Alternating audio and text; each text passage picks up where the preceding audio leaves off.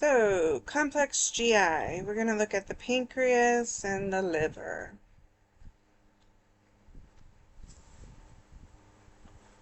Our concepts for this lecture are heavily influenced by inflammation, our nutrition, and anytime that we have inflammation or some type of breakdown, there's more than likely going to be some pain.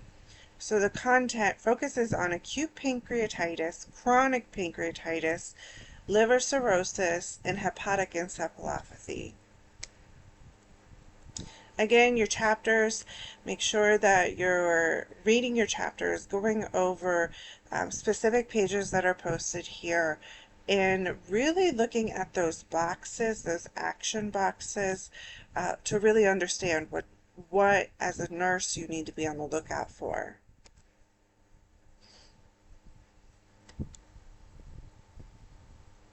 We're going to skip over that video. So, what is the pancreas? Well, if we look at the location of the pancreas, it's going to be on the left side of the body, right up under the rib area. It is connected to your GI tract for specific purposes. So, when we eat something, we need enzymes to help break it down. Your pancreas is in charge of those enzymes. So, your pancreas is going to make lipase to digest fat, it's going to make amylase to digest carbs, and then chymotrypsin or trypsin or protease, those are all going to digest certain proteins.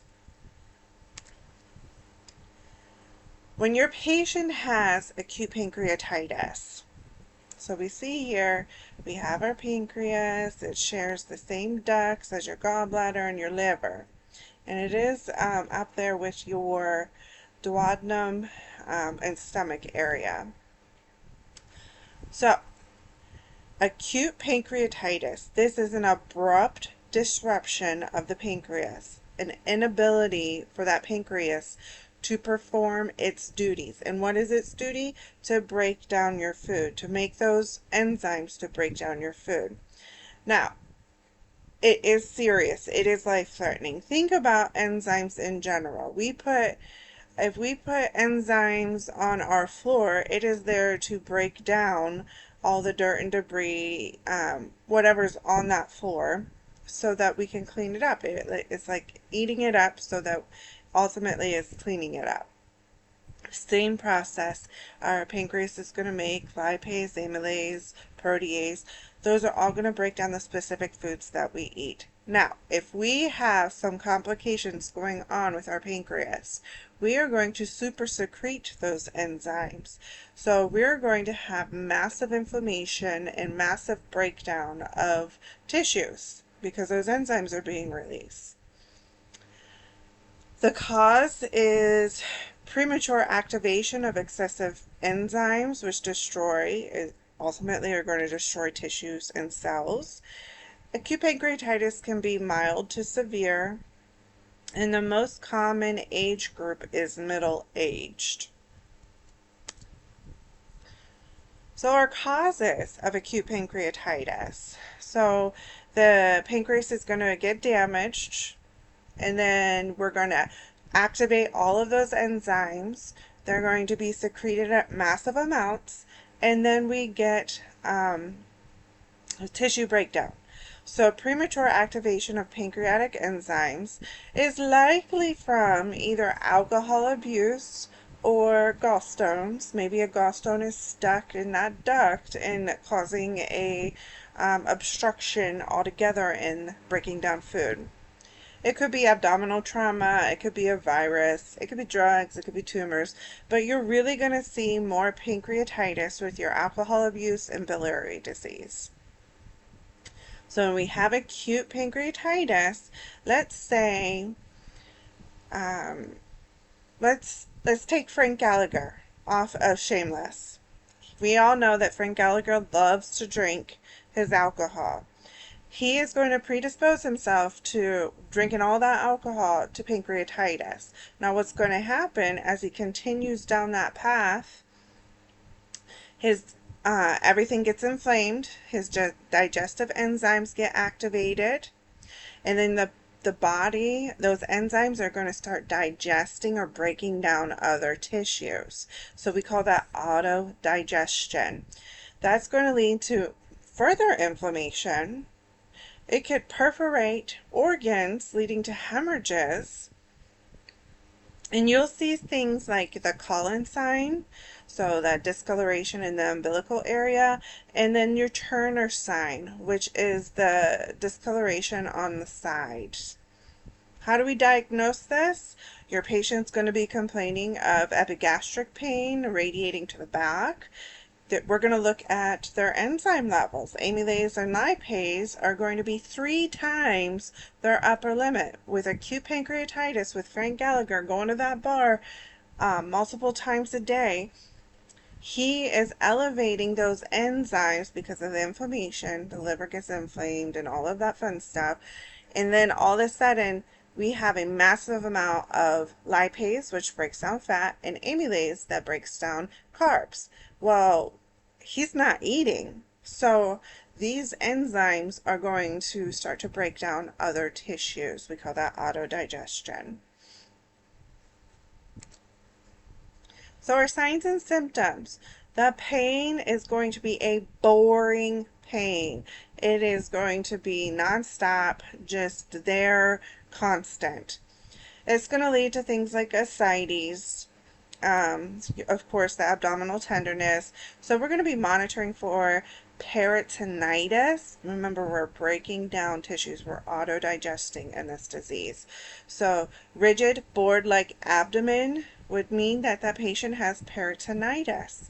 Peritonitis is when the peritoneal cavity, something is perforating in there and leaking into that sterile cavity. The peritonitis leads to that board-like rigid abdomen and a fever, and that could lead to things like sepsis. You can see decreased bowel sounds or a paralytic ileus where there's no movement in the intestine, and then the gas builds up. Nausea, vomiting, weight loss. They could turn yellow, which is jaundice.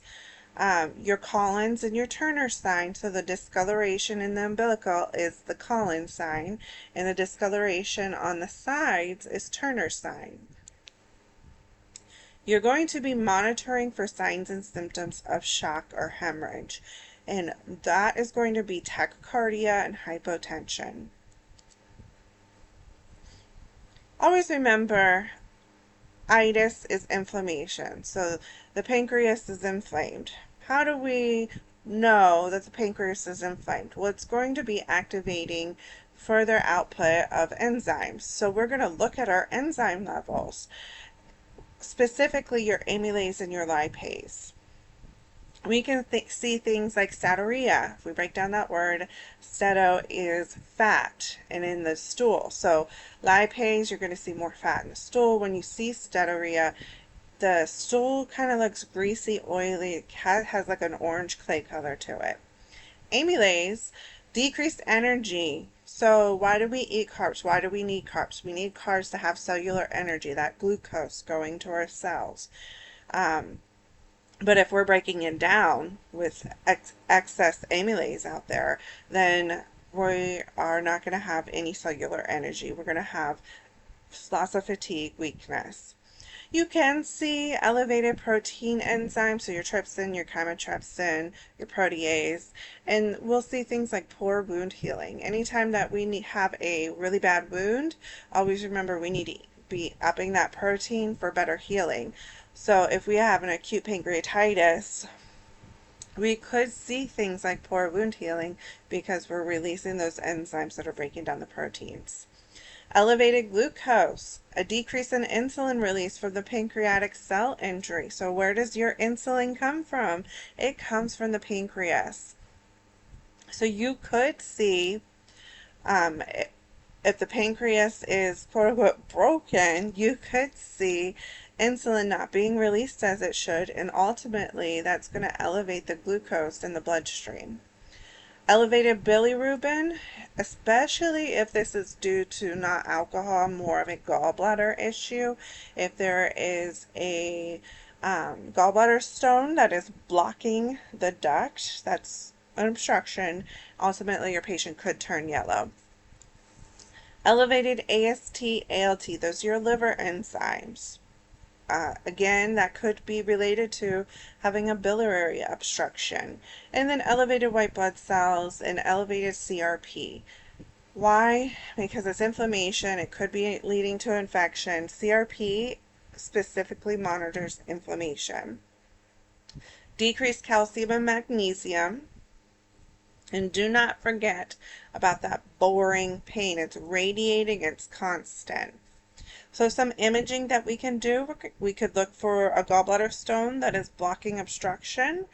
So we could do ultrasound. We can look at an x-ray. Chest x-ray is going to tell you that the diaphragm is being pushed up because the pancreas is inflamed. This could lead to things like pleural effusion. We can do a CT with contrast. This is more reliable. Anytime that we have contrast, we're lighting that patient up. And then an ERCP, where they go in and they scope the patient, and on the end of that scope there is sometimes little forceps, like alligators. It'll be a light there, but this is going to be looking for stones or any kind of obstruction, and it can remove it while they're in there.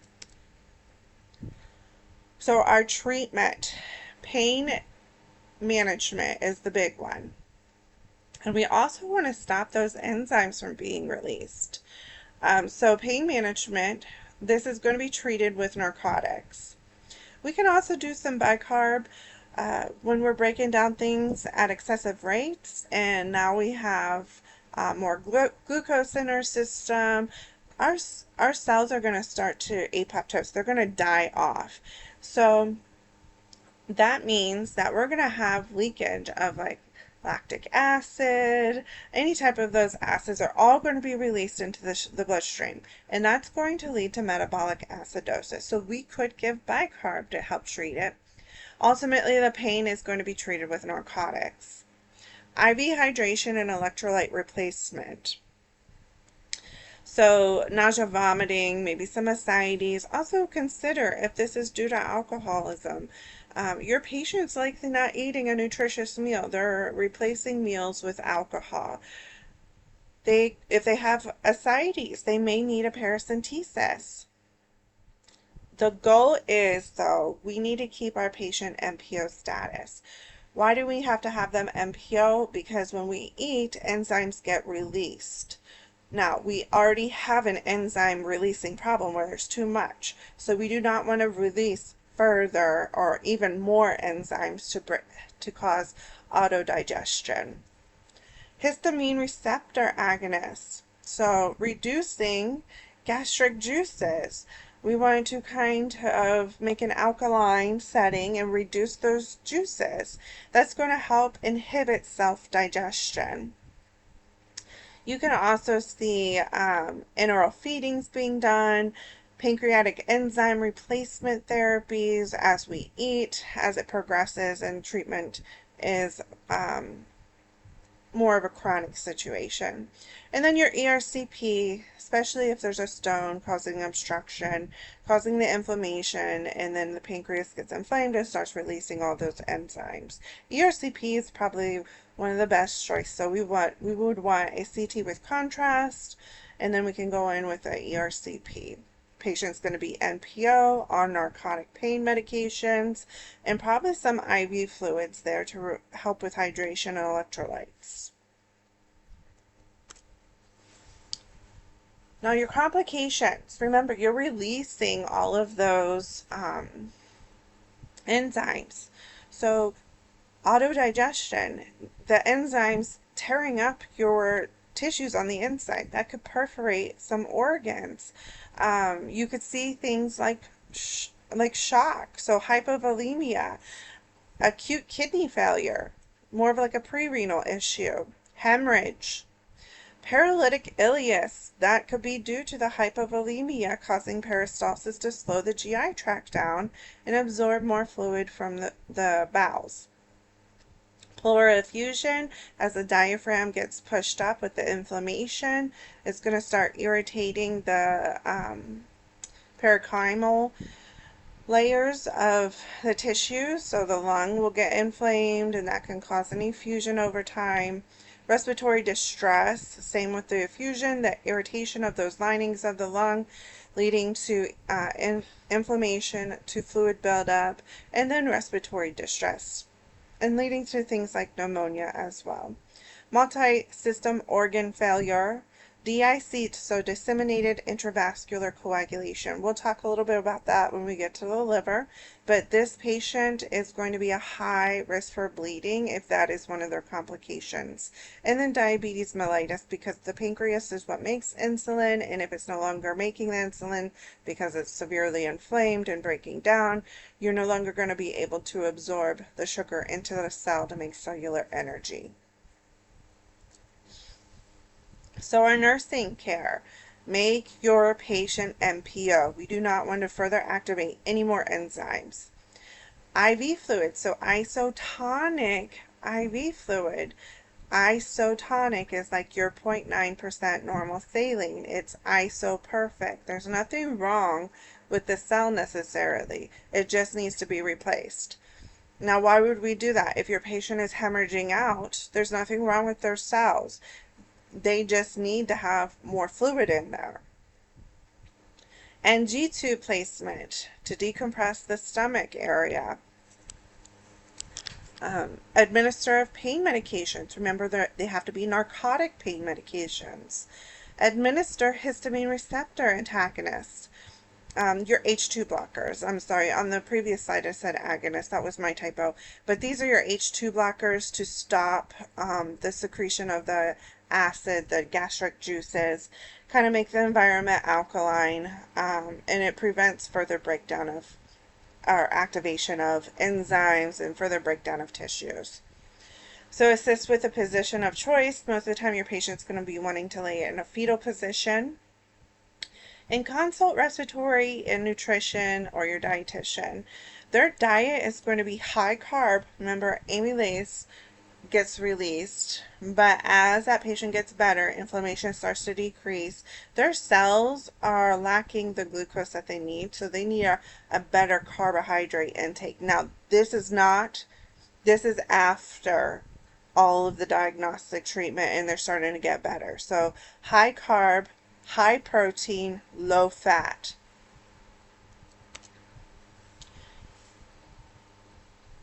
A nurse suspects acute pancreatitis in a patient with severe epigastric pain.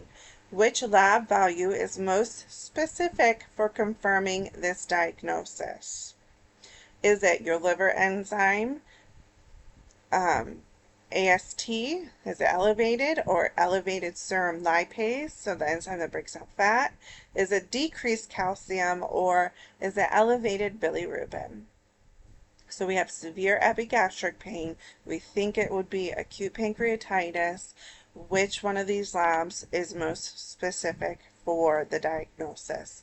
And it's going to be B, your lipase. Your lipase is more specific to your pancreas. It remains elevated longer than your amylase. So if you have a choice in acute pancreatitis, you're going to choose the lipase being elevated almost all the time, because that is the one that stays elevated the most.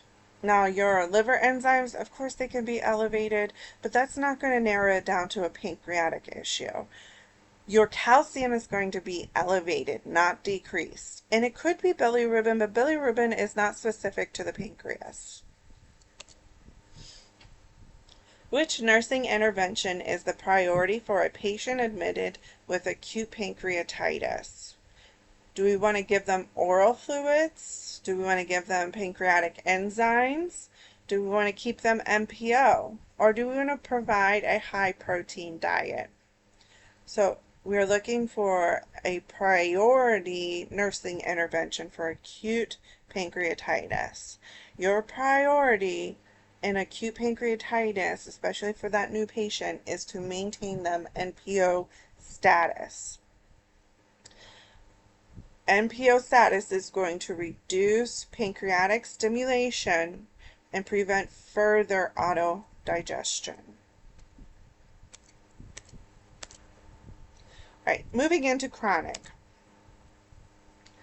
So what is chronic pancreatitis? It is progressive fibrosis and degeneration of the pancreas. Let's say Frank Gallagher doesn't change his ways. If you ever watch Shameless, you know he's not changing his ways. And let's say he had several bouts of acute. Or any time that you have inflammation that is reoccurring, it comes and it goes, you're building up scar tissue. So if we have a lot of scar tissue, it is going to then turn into a chronic issue. The pancreas is now severely scarred up because Frank just can't stay out of that bar. The patho of it. Pancreas is progressively destroyed by repeated inflammation flares of acute pancreatitis.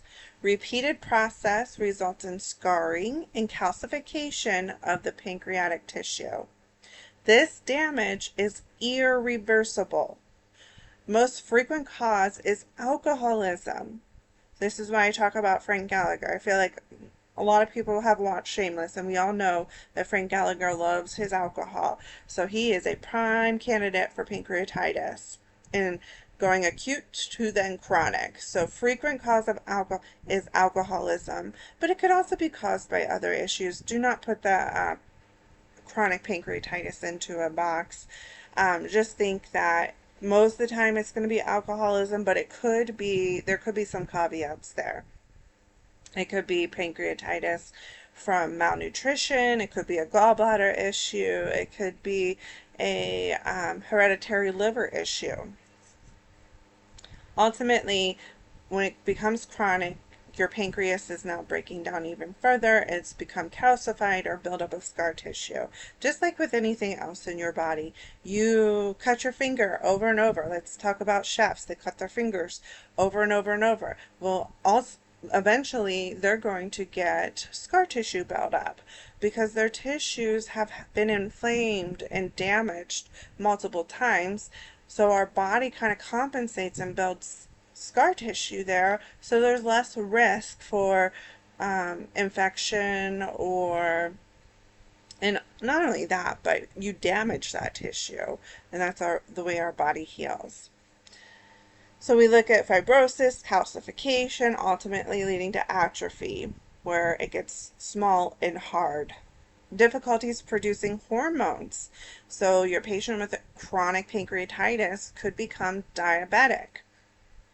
So we have decreased function of exocrine, the pancreas, difficulties with digestion and absorption, difficulty breaking down our food.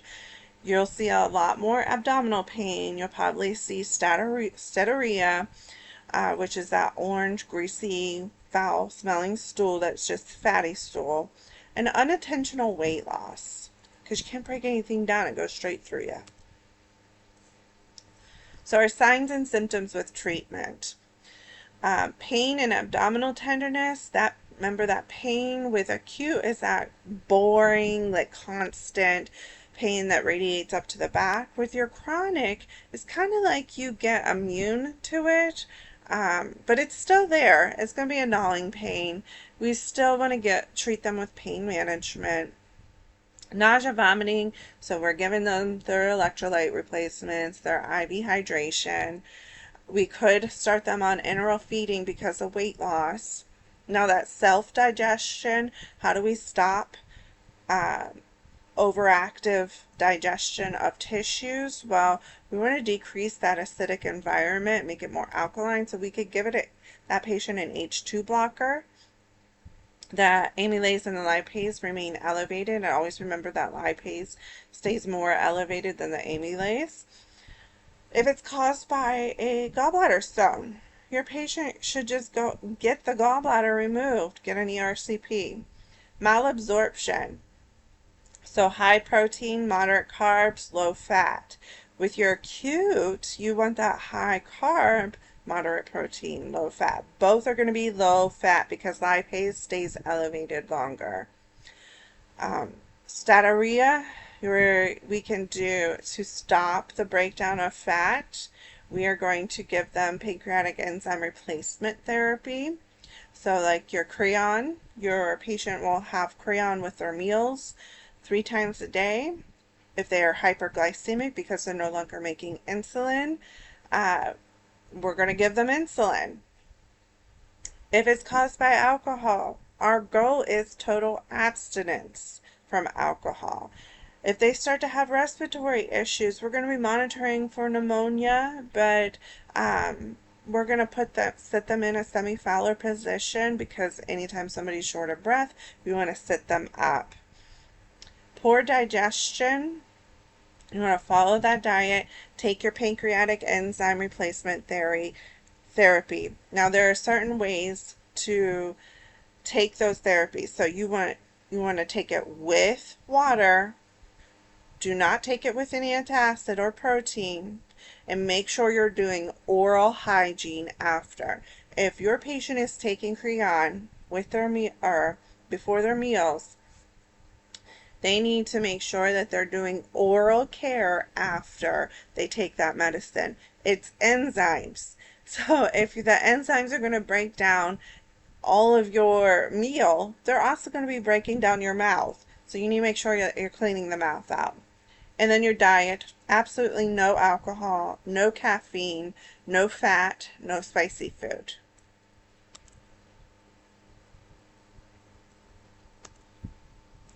Our treatment, diagnostics and treatment for acute pancreatitis, serum amylase and lipase is the ones that we're going to really be looking for. ERCP, we could do a CT with contrast and an ultrasound. So the same diagnostic tools for acute and chronic.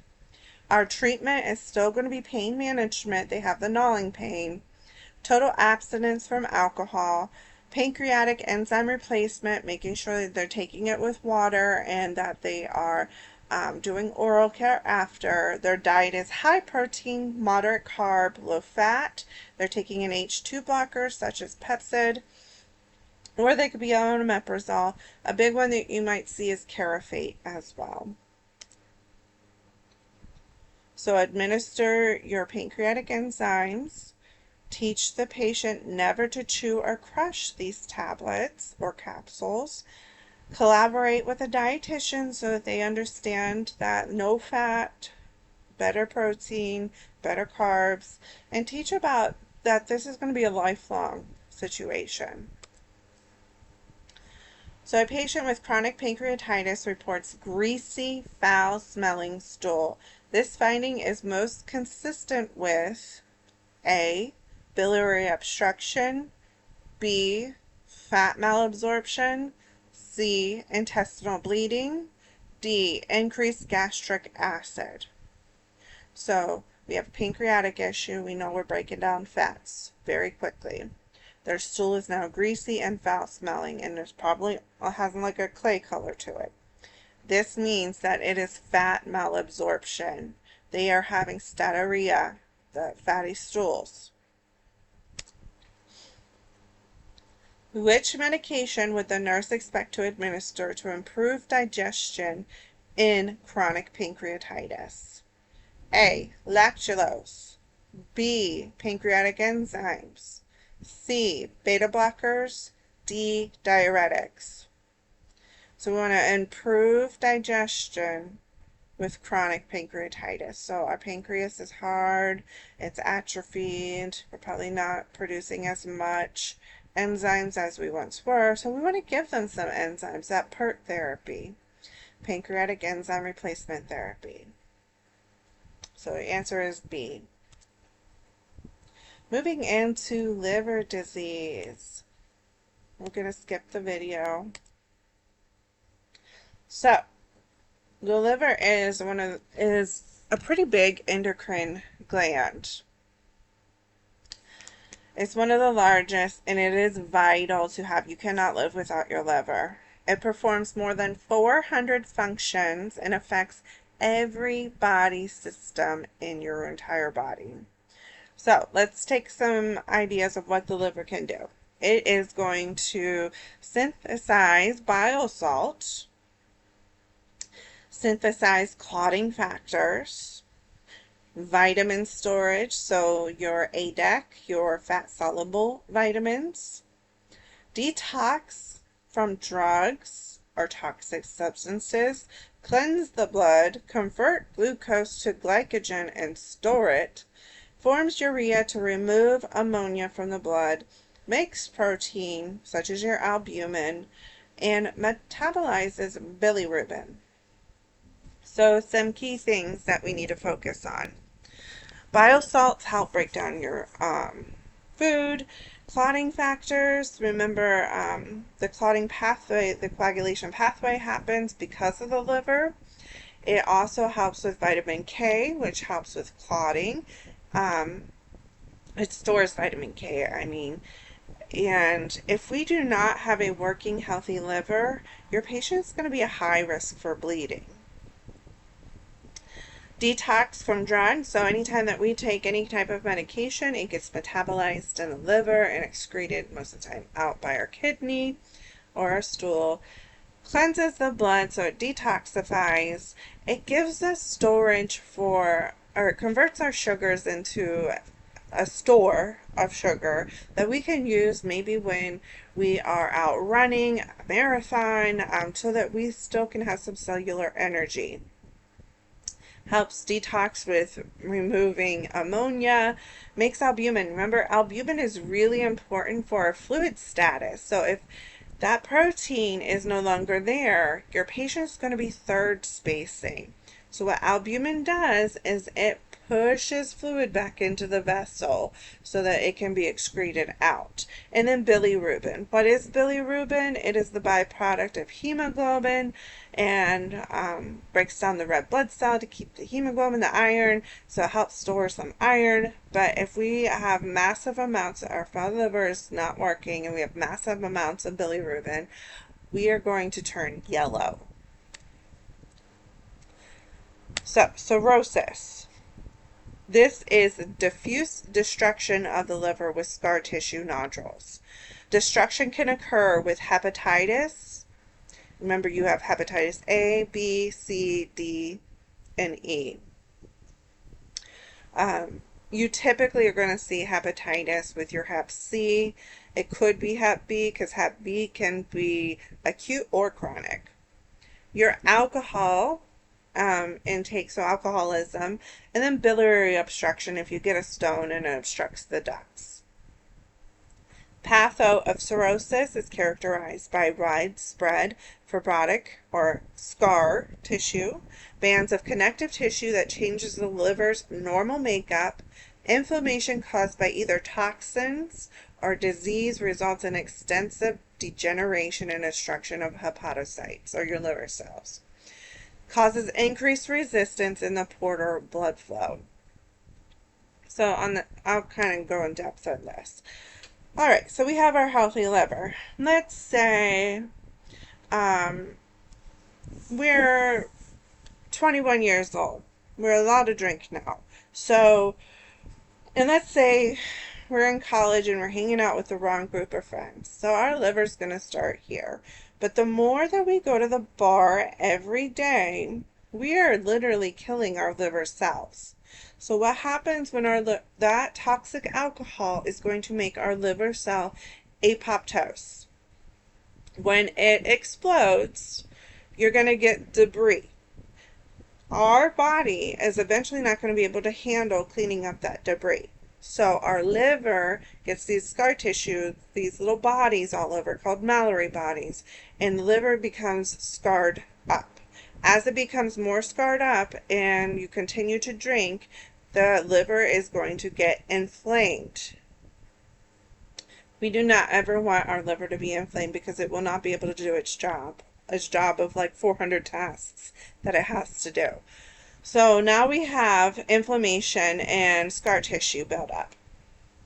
And remember, this can be not only from alcohol, it could also be from hep C or hep B, or it could be a congenital issue with fatty liver disease or steatohepatitis. So let's say your patient is now 24. They continue to go to the bar every night. They set bad habits, inappropriate coping skills. Liver cells continue to break down. Well, now we get to this liver. I'm not saying that cirrhosis happens in 2 years, but I'm just giving you an example. When your liver becomes this inflamed and your hepatocytes are dying off, you get scar tissue, you get malar bodies built up everywhere, the portal vein is no longer able, the detoxification and the bad toxic stuff that needs to come out and be excreted out and removed from the body, it becomes severely congested. So that portal vein gets really big and really congested. There is no room for anything in there. So what happens? Our body tries to compensate. Now remember, if we go back and look at what the liver does, one of the things the liver does is it works on our clotting, our coagulation pathway, and it helps store our clotting vitamin K. It is no longer able to do that. So we have all this congestion. Our body's going to try and compensate by using little vessels that are running off the esophagus, around that portal vein, all the way up.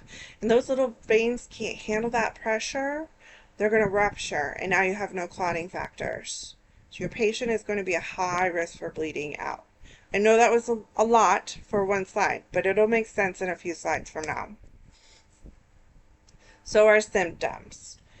The patient's no longer able to really get rid of the bilirubin, so it starts building up. Bilirubin is the byproduct of hemoglobin, so the red blood cell dies off, and we break down the bilirubin or the hemoglobin to bilirubin.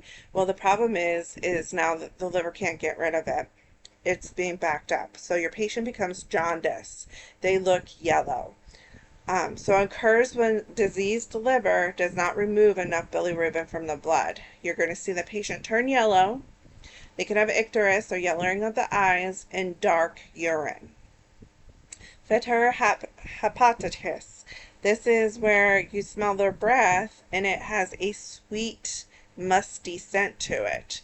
So that is the high level of sulfites in the blood. Your liver's not breaking them down anymore. Altered level of consciousness is going to start to occur. It'll start to be hepatic encephalopathy. We have too much ammonia buildup in the body. It's going to start, your cells aren't going to be able to break down appropriately, and it's going to start to affect your neurons. That's going to lead to confusion. Fatigue, spider angiomas, and palmar erythema. So what are our diagnostic tools for cirrhosis? We are going to look at our bilirubin, especially if your patient's yellow. They're going to have decreased albumin. So are they going to be third spacing? Yes. The fluid is going to be stuck in that interstitial space. It's not going to be in the cell or in the vessel because albumin is needed to push the fluid back into the vessel to be excreted out. Well, the fluid is just sitting in that interstitial space now. We're going to do some protein studies, which is related to your albumin. We're going to look at our liver enzymes, our AST, ALT. We can also look at our lipids.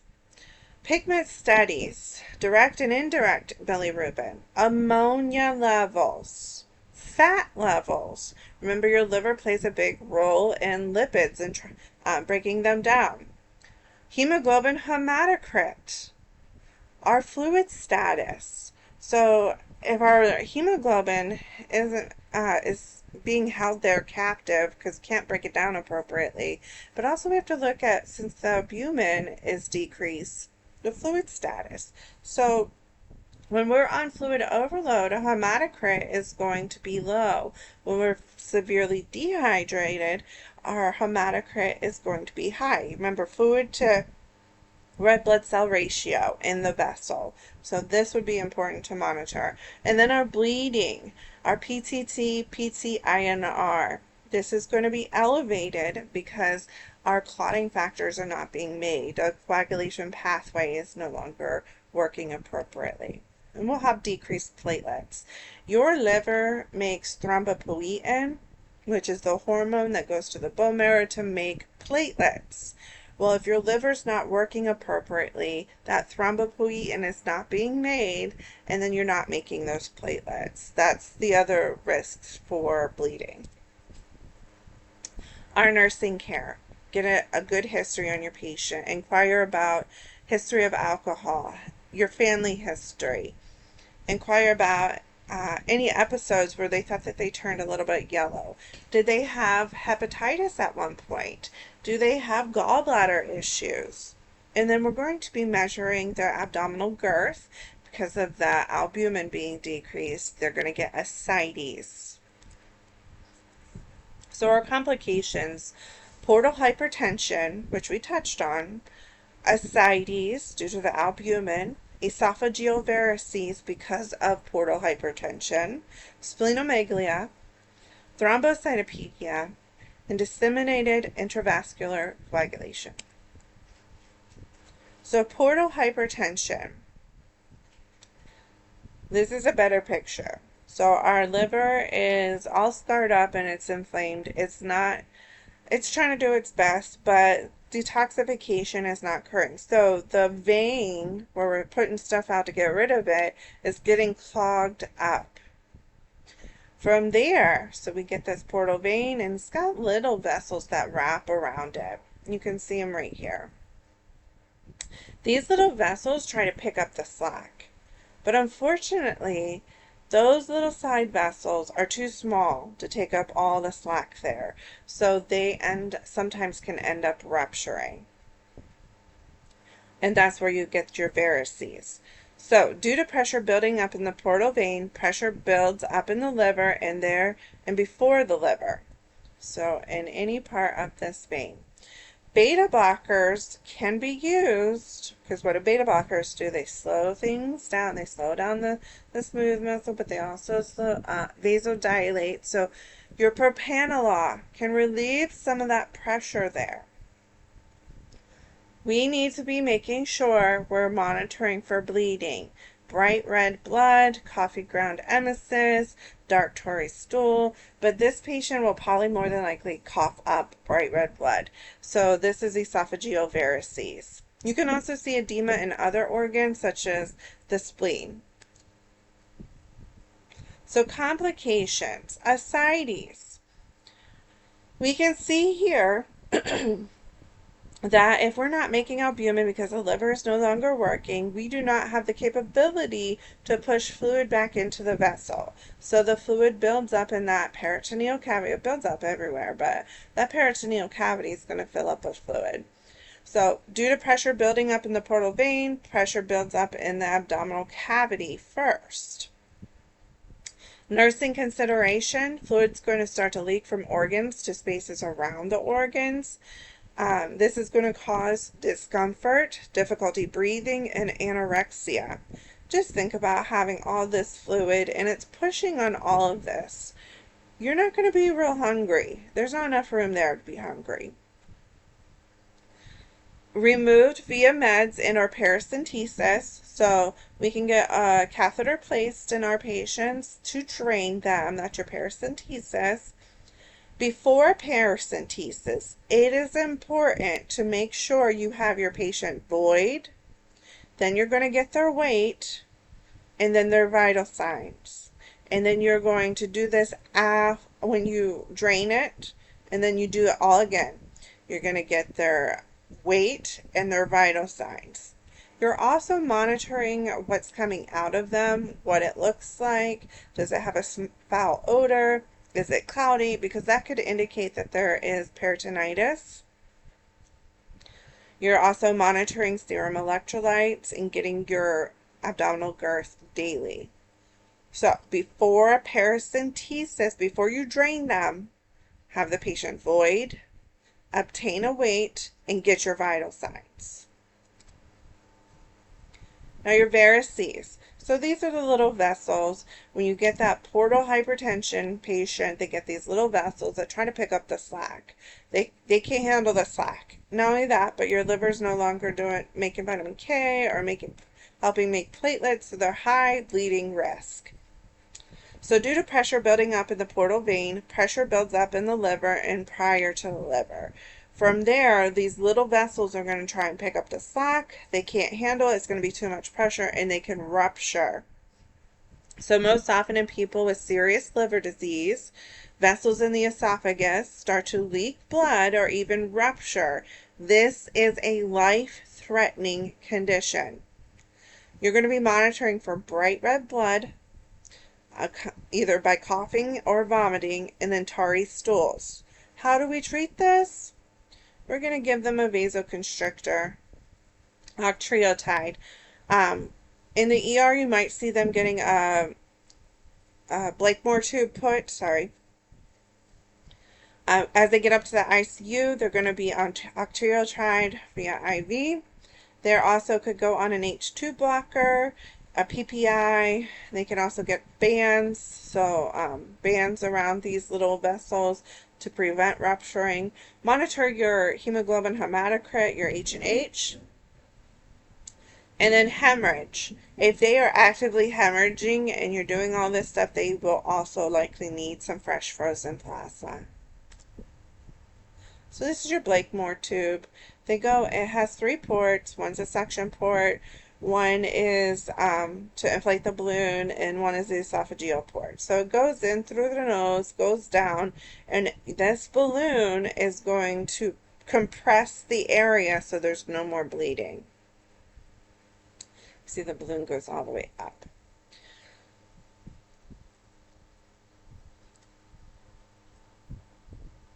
Other complications could be splenomegaly. So the spleen is going to also play an important role. I've always said the liver and the spleen are your blood cell graveyards.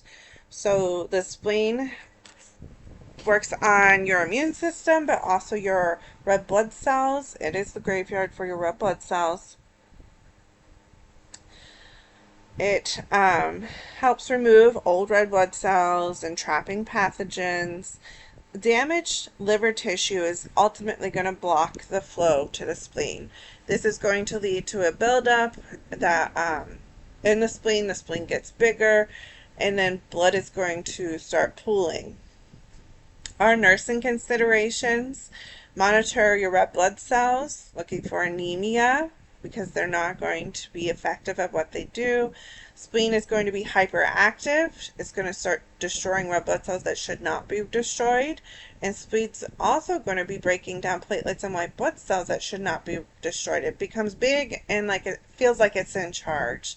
So it's going to be doing extra, and it should not be doing extra. Thrombocytopenia. So remember, your liver makes thrombopoietin, which is a hormone. This hormone goes to the bone marrow to help make platelets. So if the patient has cirrhosis, you're going to see a reduction in platelets from a decrease in thrombopoietin due to liver and spleen complications. So what do? We're going to monitor for bleeding. So petechiae, bruising or ecchymosis, bleeding of the gums, occult or frank blood in stool, urine, or vomit. We're going to institute bleeding precautions such as using electric razors. They're going to be a fall precaution, soft toothbrush, and minimizing the risk of trauma.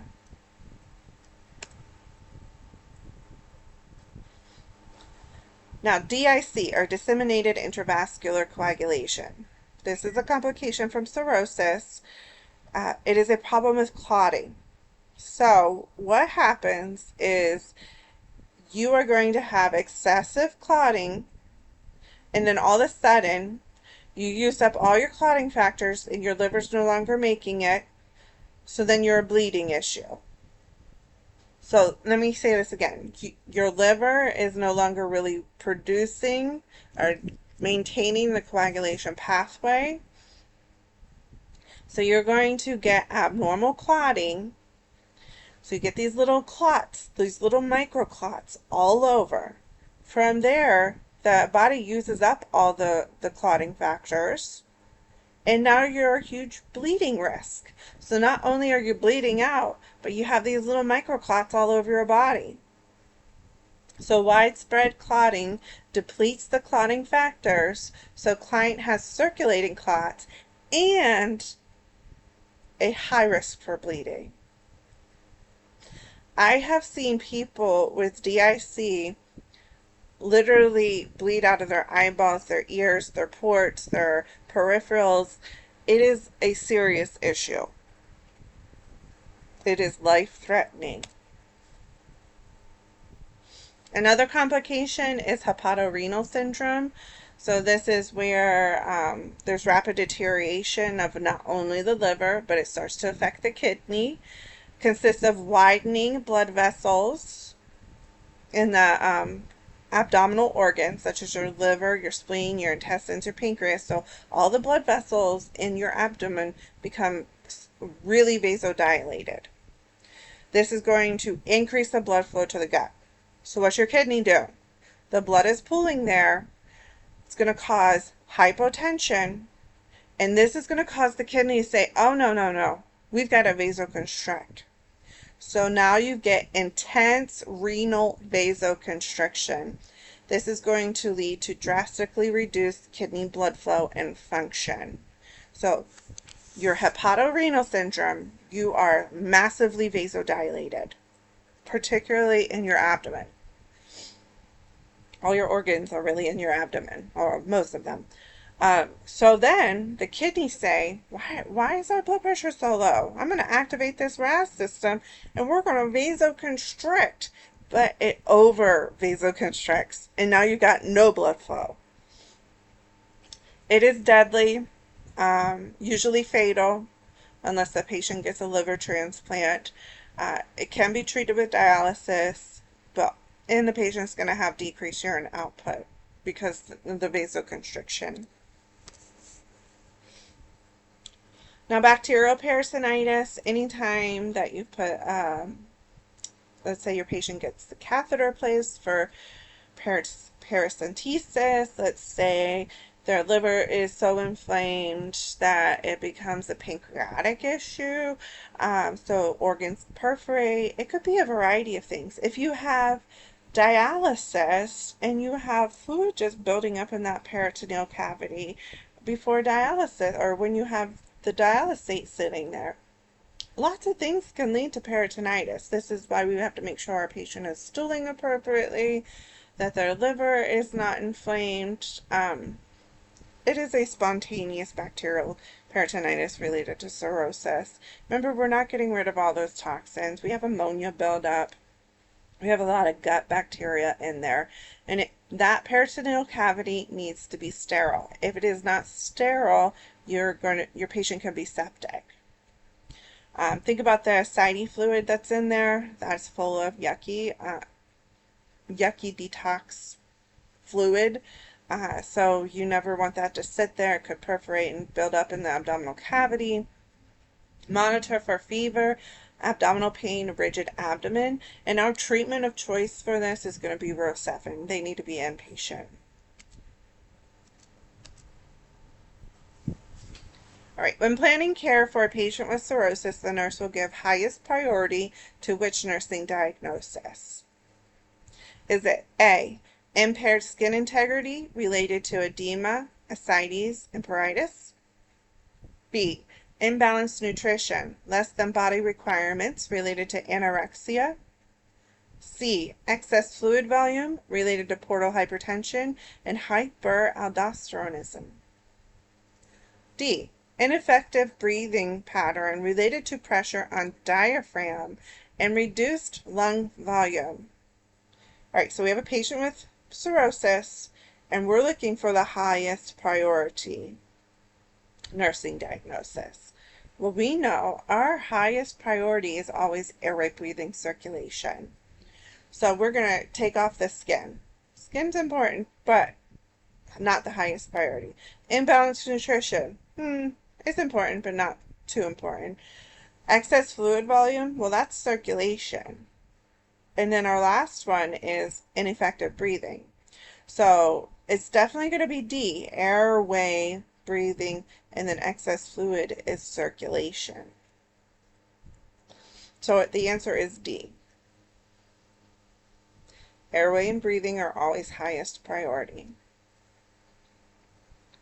The nurse is reviewing lab results for a patient with cirrhosis and notes that the ammonia level is elevated.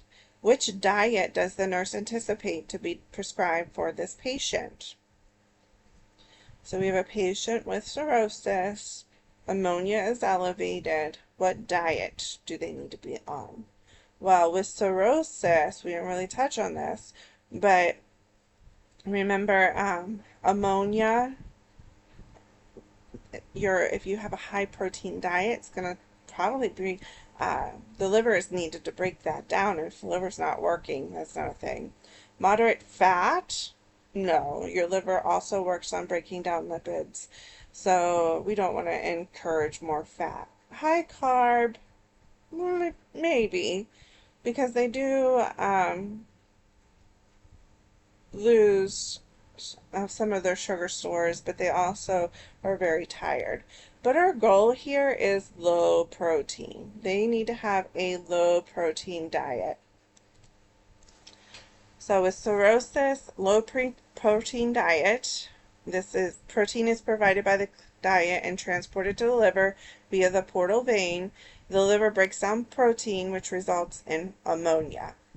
So if we give them extra protein, they're going to have extra ammonia, and they're going to be extra confused. A patient with cirrhosis is at greatest risk for which complication? Is it pulmonary embolism, bleeding, hyperkalemia, hyperthyroidism? It is going to be B, bleeding. Patient with cirrhosis is high risk for bleeding. Does that mean that the others can't happen? No, but your patient is high risk for bleeding because they can't store vitamin K anymore, which helps with clotting, and they are no longer making platelets. When caring for a patient with liver disease, the nurse recognizes the need to prevent bleeding resulting from altered clotting factors and ruptured varices. Which nursing intervention would be appropriate to achieve this outcome? So we have a liver disease patient. We need to prevent bleeding because they have altered clotting factors. They also have a ruptured varices, so they're probably bleeding out at this point. What would be appropriate? Use the smallest gauge needle possible when giving injections or drawing blood. Teach patient to avoid straining at stool, vigorous blowing of nose, and coughing. Advise patient to use soft bristle toothbrush and avoid ingesting of irritating food. Apply gentle pressure for the shortest possible time period after performing venipuncture.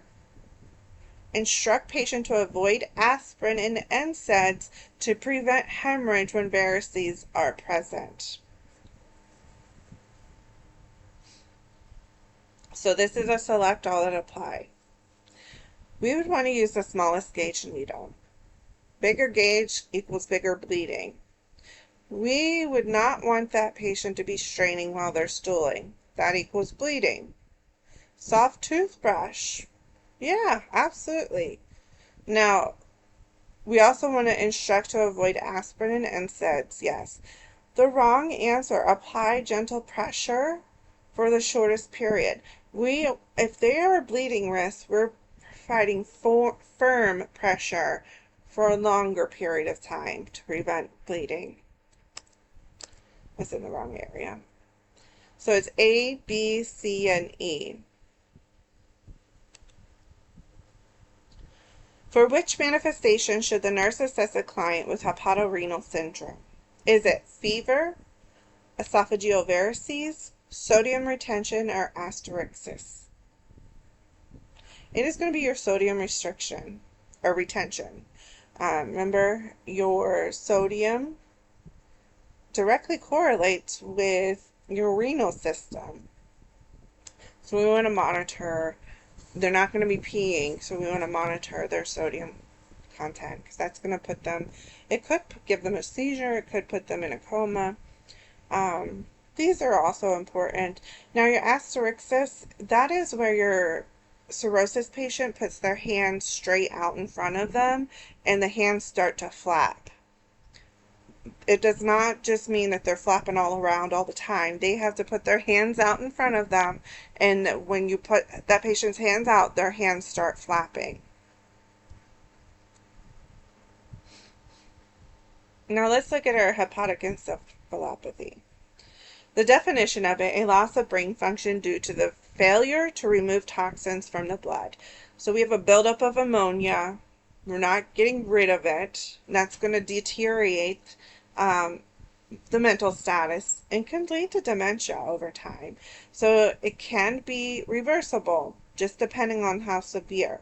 What do we do for this patient to get rid of that ammonia? There's a certain drug that we can give them. Lots of times you're going to see it, especially in like drug rehabs. They're going to be given lactulose, and that lactulose is going to help them stool out some of those toxins. It is a complication of advanced liver disease. You're going to see increased toxic substance buildup in their blood, and that's going to, specifically your ammonia, and that's going to lead to neurologic dysfunction. It could be anywhere from mild confusion to severe brain dysfunction, and lactulose is probably going to be the best bet for you guys to give. So our symptoms with hepatic encephalopathy: altered loss of consciousness, being forgetful or confused, problems in movement or having abnormal tendon reflexes, change in mood and personality changes, and they are going to be a little bit yellow. Now, what do we do for our patients? We can give them lactulose.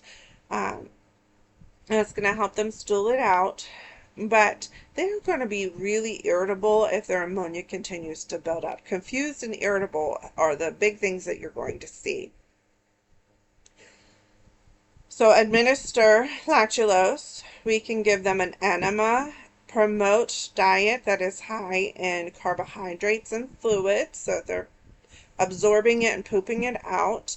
Monitor for things like infection. Remember, ammonia can irritate tissues, and it is also attracts bacteria, so it's going to lead to bacterial infections. They could perforate, go into peritonitis. They could go septic. Their potassium is going to be low.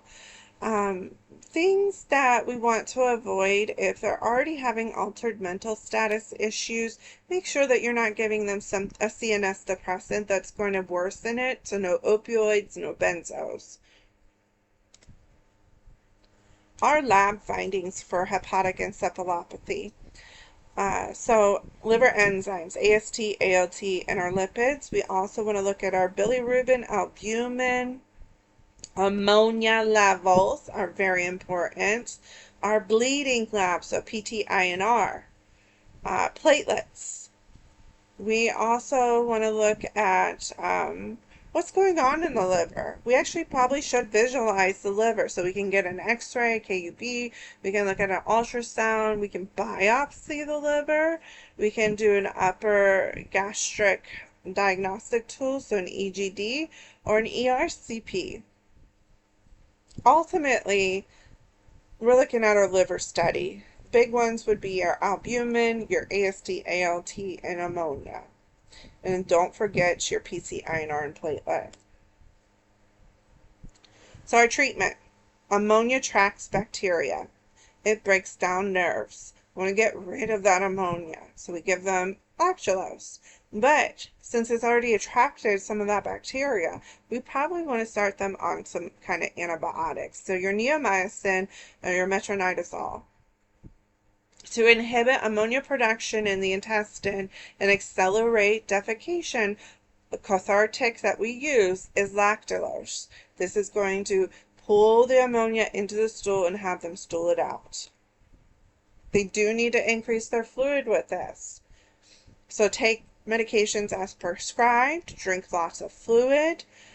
Do not include a lot of meat in the diet. Remember, the liver has to break down protein, and that turns into ammonia. They already have a problem with ammonia. We don't want more. So low protein, high carb. Eat fiber-rich foods that prevent constipation. We want them stooling, because when they stool, they get rid of ammonia.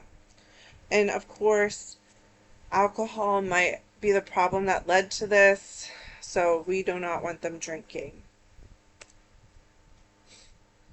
Now, our eval have a decrease in or have no ascites, have electrolyte within normal limits, so your potassium specifically needs to be going up. We need to probably be replacing albumin, or hopefully that it's leveling out so that you're not getting the swelling. So the goal is not to have a hemorrhage, or notice that they're having esophageal varices immediately, and then we're going to either put the Blakemore tube in and get them started on octreotide. Encephalopathy will be managed appropriately, so giving them lactulose to decrease the ammonia amount in the bacterial. And the goal ultimately is having your patient abstain from drugs and alcohol. So the healthcare provider orders lactulose for a patient with hepatic encephalopathy. The nurse will monitor for effectiveness of this medication by assessing what? Is it relief of constipation, relief of abdomen pain, decreased liver enzymes, or decreased ammonia levels? And it's going to be your ammonia levels. The goal is with lactulose to decrease those ammonia levels. The nurse is reviewing the record of a client with a diagnosis of cirrhosis and notes that there is documentation of the presence of asterixis. How should the nurse assess for its presence? Is it dorsiflex the foot, measure abdominal girth, ask the patient to extend their arms, or instruct the patient to lean forward? And it's going to be ask the patient to extend their arms, because as they extend their arms, their hands are going to start to flap. The nurse is caring for a client with cirrhosis. Which assessment finding indicates that the client has deficient vitamin K absorption caused by hepatic disease? So vitamin K helps clot the blood. So if they have cirrhosis, they don't have vitamin K absorption. So how do we know that they don't? Is it dyspnea and fatigue, gynecomastia with testicular atrophy, purpura or petechiae, ascites with orthoapnea? What looks like a bleeding issue? It is going to be purpura and petechiae.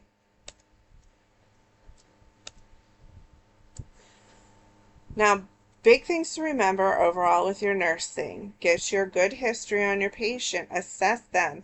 They're going to be tired. They're going to be confused, irritable. They're going to be high risk for pulmonary issues, especially bacterial issues. Their liver's inflamed. They've got too much ammonia.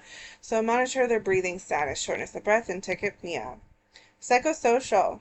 Alcohol is going to be a big problem. They need to quit. So lots of maybe AA, maybe building a new life somewhere else. There's lots of psychosocial issues going on with that. Diet. Decrease the sodium because we do not want the kidneys to be vasoconstricting. Decrease fat.